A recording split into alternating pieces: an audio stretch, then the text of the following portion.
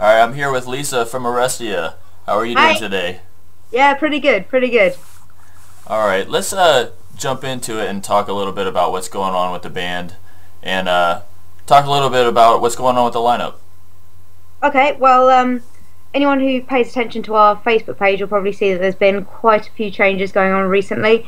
We lost two members at the end of last year, and we've just been working on getting the right guys in place for that.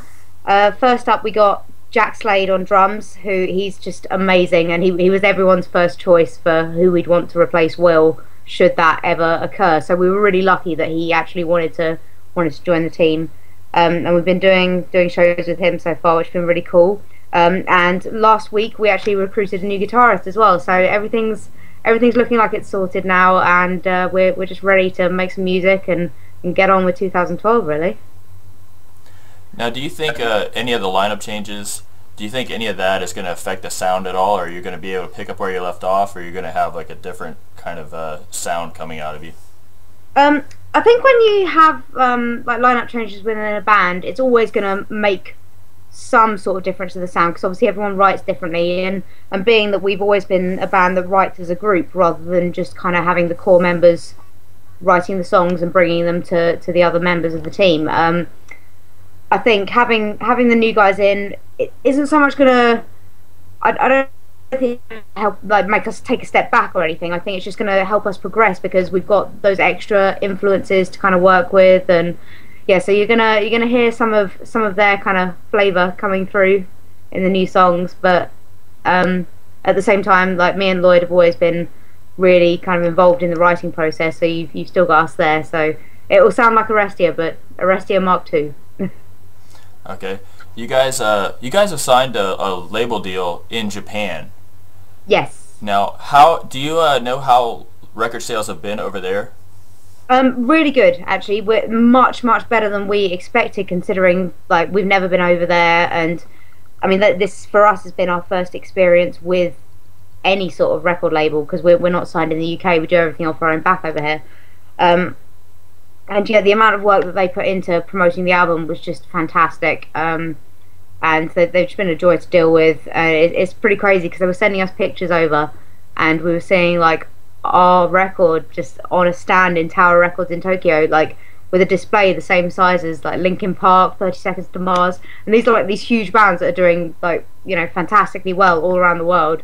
And the fact that they kind of gave us that sort of platform to sell our music from was just really a great experience, and it's nice to hear from the fans over in Japan, and we hope we can get over there at some point. We're trying to kind of work on that for the next year or so. It'd just be really nice to get over there and do some shows because everyone over there seems really enthusiastic about the music. So yeah, we want to meet you all. Now, have you had any label offers over in the UK or from any other areas?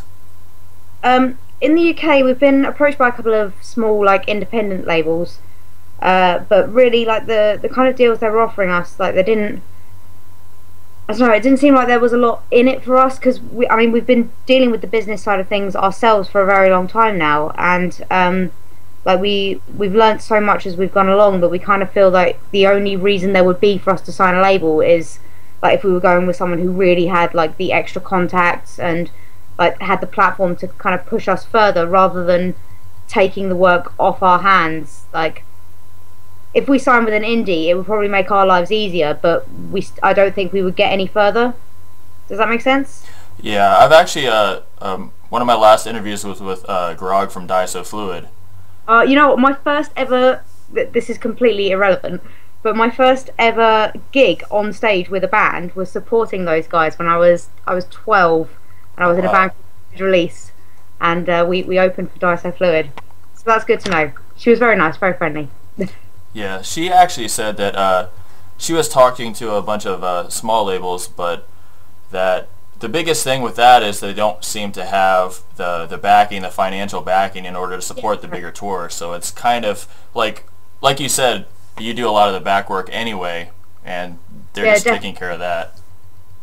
I think, yeah, money is, I mean, it's always a problem, isn't it? Especially when you're trying to be a musician, but yeah, unless we had a label with like the kind of financial backing that could really, really push us onto doing like major tours, I don't think it's anything that we couldn't do ourselves with a bit of hard work and fundraising. And our fans over here are really supportive. And like last year, we were struggling for money a little bit, and we had to MOT our van, and we did like this weird sale where like we every time someone bought a CD, we'd send them like a hand drawn picture. Now none of us are artists. All of these pictures were terrible, but it was just kind of like a little personal touch thing, and people really went for it, and people went crazy with ordering stuff, and you know we raised the money, we managed to MOT our van, so it was really cool. So I think if you're creative enough to kind of come up with little quirky things like that to try and kind of push yourselves in that direction, you don't need someone else to do it for you, unless obviously they're kind of the road runners and nuclear blasts of the world, in which case obviously there is something for them to put into the band. But they haven't rung us yet. But if you're watching this and you fancy giving us a call, like we'll definitely answer. Okay. Now you have a degree in music, correct? And a couple of the other people in the band are going for their music degrees. Yes, we've got three of us finished our music degree last summer, and our new guitarist is just finishing off his degree as well.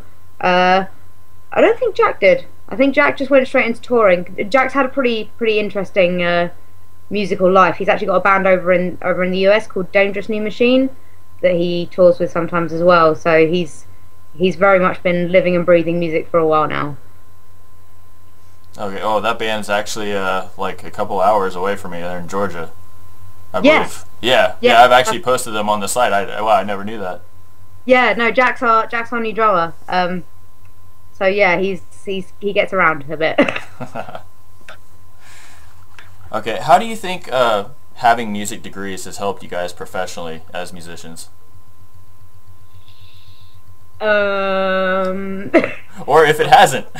Right, I'm probably not the best person to talk to about that, because I sort of felt like my music degree was a little bit of a waste of time, because it was very much geared towards people who wanted to go into doing session work, and I don't think that musically I learned very much, because it was all split into like the guitarist would have a class and the singers would have a class and the bassist would have a class, and singers tend not to care too much about the theory side of things, which I don't think is very good. Like I've always been quite interested in music theory, because I think everything that I learn can help me become a more integral part of the songwriting team. But I did A-level music before I went on to do my degree, and everything that was covered theory-wise I already covered in A-level. So I don't think I really got enough out of my degree to make it worthwhile. And I wouldn't recommend someone in the same position as me to go for that. But at the same time, we met the guys at ACM. Like we formed there. So in a way, I guess it was worth doing for that reason alone, because like, I love those guys and I wouldn't want to be doing this whole band thing with anyone else. But yeah, in terms of helping us as a band, I don't think it really has. Now, if you had an offer from your degree to get a job somewhere in music, and you were offered a lot of money, let me give you two options here. If you had an option where you had a job offer and got offered a lot of money, or you could be a musician, tour, with just enough to pay your bills, which option would you take? I'd definitely go for the touring. Definitely, because you know what? I've been doing this for... like this band's been together for nearly 3 years now, and we're used to living off not a lot of money. we've grown to love it, sort of, I guess.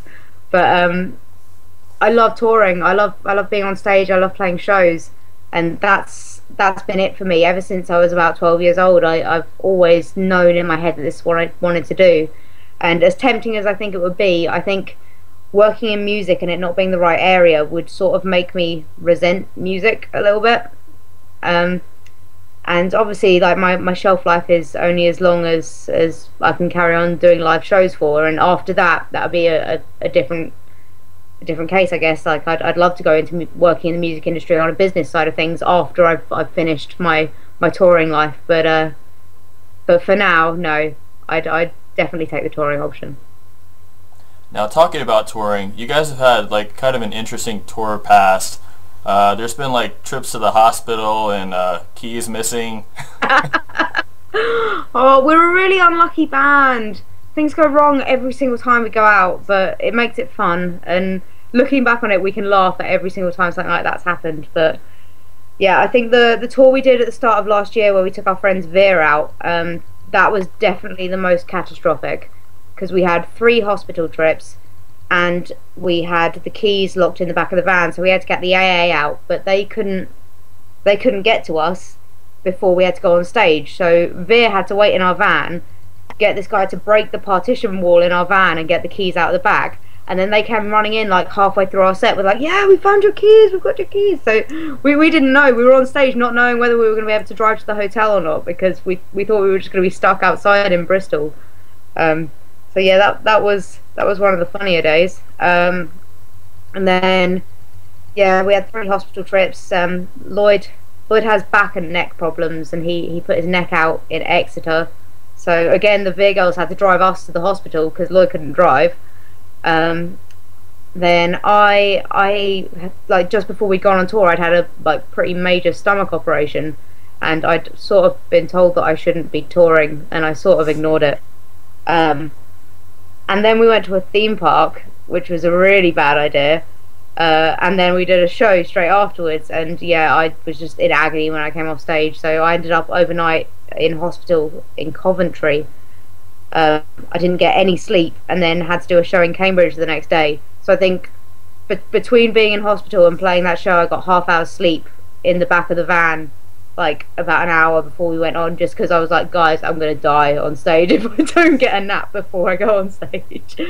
So yeah, that was interesting. And then the next tour we did, our tyre blew out on the way to Reading, which was really scary. I thought we'd been shot at, but we were in a place called Aldershot, which is like not the kind of place where you'd be expected to hear gunshots. So that was kind of reassuring, I guess. If it had been like in the middle of London and I'd heard that noise, I would have been like, I'm gonna die. So yeah, but touch wood. I can't find any wood. There we go. There's some wood. Touch wood. It's going to be a little bit more successful this time around when we go out in April. Now, the name of your band, it's actually named after a Greek tragedy that's kind of pronounced wrong, correctly? Yes, that is correct. The Orestea. Now, how did that come about? I used to do theatre when I was younger. I'm not going to pretend I'm some like, massive actress or anything. Like I was terrible. I'm a really bad actress. I laugh at my own jokes, and that's just not good when you're on stage. But I was part of the production of the Orestea, and the first couple of times I got the script, I just couldn't pronounce the word right. I couldn't remember how it's pronounced, and I was like, Orestea. And I was like, no, it's Orestea. And then when we were naming the band, it was when me and Lloyd were moving house, and I found the program, and I was like, Orestea. Yeah, I kind of like that. That could work as a band name. And we just kind of put it down, and it stuck because no one came up with anything better. But it works pretty well because like when you Google it, it's not like a real word. So all you get is people spelling Orestea wrong, or results about us, which is good. So yeah, that's that one. Now, final question. Okay. What's the one thing that you haven't achieved in your music career that you absolutely have to achieve? Oh my gosh, that's a really hard question because there's so much. There's so many things that I feel like we haven't done yet. Right, I would like to play a show in every continent because I think like we've never done a show abroad, but like that's kind of quite achievable. I think. I don't think that's a very big goal, but a show in every continent. Then I'd feel like I'd done it. Then like I'd done the whole touring thing, and I'd been everywhere.